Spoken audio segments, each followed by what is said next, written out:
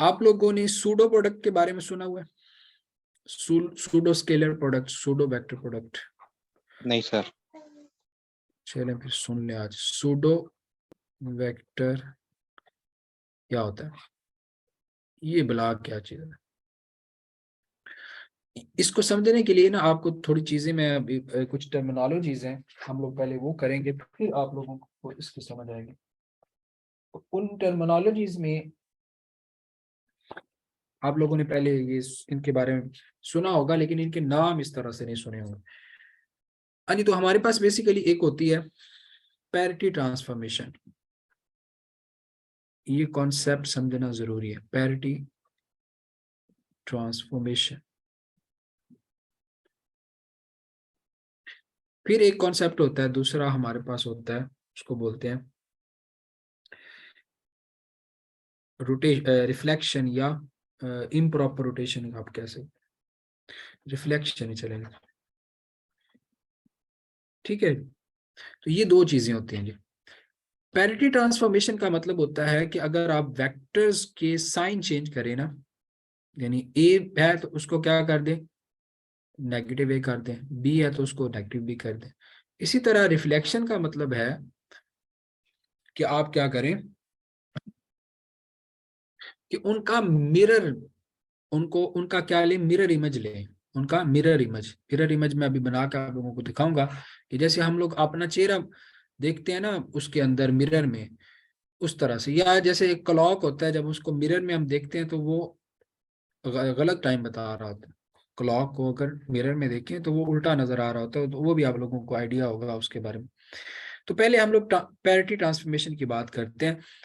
Parity transformation में क्या है जी, एक वेक्टर अगर ए है ना, उसका जो नेगेटिव ए होगा, यानी अगर इस तरह से है, ये हमारे पास है जी वेक्टर ए। ओके, ये एक वेक्टर ए है, तो इसका जो नेगेटिव ए होगा उसमें क्या हो जाए ना, इसने उल्टा हो जाए ना, इसकी मैग्नीट्यूड उतनी ही रहेगी, इसका साइन चेंज होने की वजह से इसकी डायरेक्शन उल्टी होगी। तो पैरिटी ट्रांसफॉर्मेशन जो होती है उसका वेक्टर के ऊपर क्या इम्पैक्ट आता है कि ये उल्टा हो जाता है। क्या हो जाता है, उल्टा हो जाता है। अच्छा, रिफ्लेक्शन जो होती है इसका वेक्टर के ऊपर क्या इम्पैक्ट आता है। रिफ्लेक्शन मतलब क्या, मिरर इमेज। तो ये हम अगर एक मिरर ले लेते हैं, क्लियर है, और इसके सामने हम अगर एक रखें वेक्टर, ठीक है,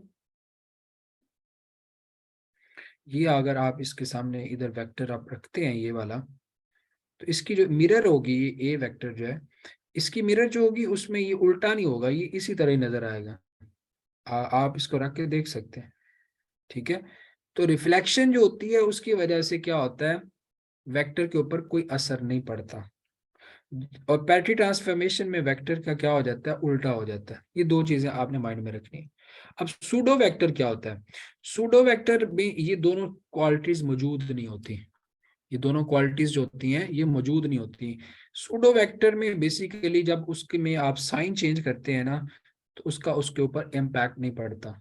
ठीक है, और रिफ्लेक्शन में क्या हो जाता है, उसको इम्पैक्ट नहीं पड़ना चाहिए लेकिन उस पर इम्पैक्ट पड़ता है। तो सबसे पहले तो आप ये बात लिख लें कि वेक्टर जो होता है, वेक्टर क्या हो जाता है, जब उसका साइन चेंज करते हैं पैरिटी ट्रांसफॉर्मेशन में, वो क्या हो जाता है जी, उसकी डायरेक्शन चेंज हो जाती है। ठीक है, या आप कह लें कि इसको, इसके ऊपर इम्पैक्ट आता है, इसको हम सिंपल वेरिएंट लिख सकते हैं कि पैरिटी ट्रांसफॉर्मेशन का क्या उस पर होता है जी, ये वेरिएंट है जी पैरिटी ट्रांसफॉर्मेशन। जबकि रिफ्लेक्शन में क्या है, इन वेरिएंट है, रिफ्लेक्शन का इसके ऊपर कोई इम्पैक्ट नहीं है। अब हम आते हैं जी सूडो वेक्टर के ऊपर। सूडो जो है वो बेसिकली ये दो क्वालिटीज उसमें नहीं होती हैं, सूडो वेक्टर में ये दो क्वालिटीज नहीं होती। सूडो वेक्टर कौन से हैं जी, ये जो आपका क्रॉस प्रोडक्ट होता है ना, ये सूडो वेक्टर है। क्रॉस प्रोडक्ट जो है वो क्या है, एक सूडो वेक्टर है। फॉर एग्जांपल ये आपका कोई क्रॉस प्रोडक्ट है जी, ए क्रॉस बी।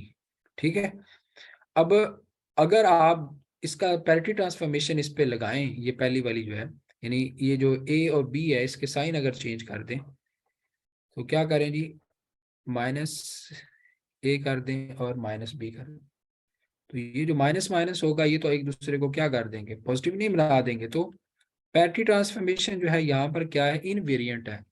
पैरेटी ट्रांसफॉर्मेशन जो है उसका कोई असर नहीं हो रहा। ठीक है, तो हम लोग क्या कह सकते हैं कि यहाँ पर ये इनवेरिएंट है। पैरेटी ट्रांसफॉर्मेशन जो है यानी साइन चेंज करने से के ऊपर इस पे ऊपर कोई असर नहीं पड़ रहा, तो इस वजह से ये क्या होगा, एक सूडो वेक्टर होगा। जबकि अगर रिफ्लेक्शन की बात करें तो रिफ्लेक्शन में ऐसे होता है कि ए क्रॉस बी का आपको पता ही है हम लोग कैसे लेते हैं, अभी मैंने थोड़ी देर पहले भी बनाया था।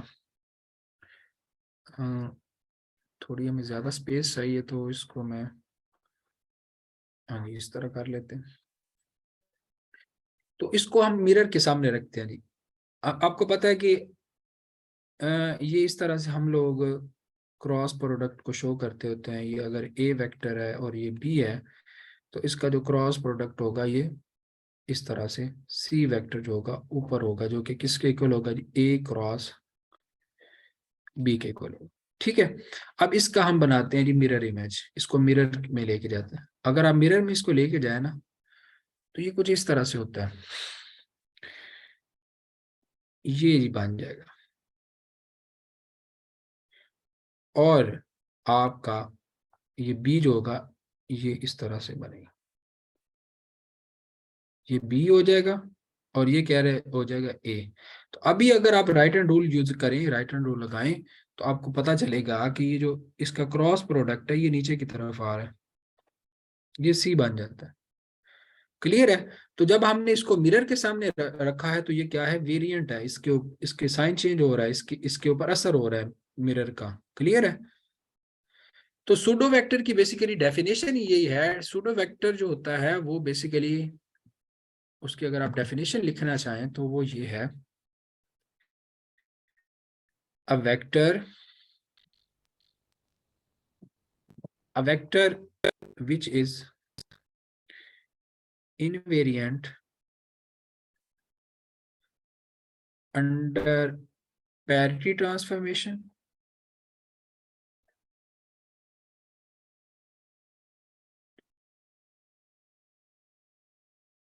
and variant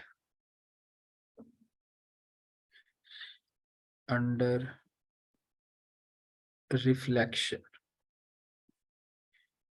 is called pseudo vector।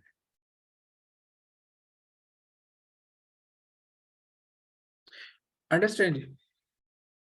तो इसकी एग्जांपल्स अगर आप लिखना चाहें तो एग्जांपल्स की आपके पास सबसे पहले तो जितने भी क्रॉस प्रोडक्ट्स हैं वो सारे इसके एग्जांपल्स हैं आपके पास। टॉर्क जो है वो क्या है, वो एक सूडो प्रोडक्ट सूडो वेक्टर है आपका जो है। और कौन सी आ जाती है, हाँ ये जो है एंगुलर मोमेंटम जो है ये भी सूडो वेक्टर। क्लियर है। तो ये सूडो वेक्टर की यहाँ पे इसी तरह एक कॉन्सेप्ट होता है सूडो स्केलर का, वो आप लोग खुद गूगल पे सर्च करेंगे इनसे आपको मिल जाएगा। लेकिन ये चीज पेपर में आई हुई थी इसलिए मैंने आप लोगों को ये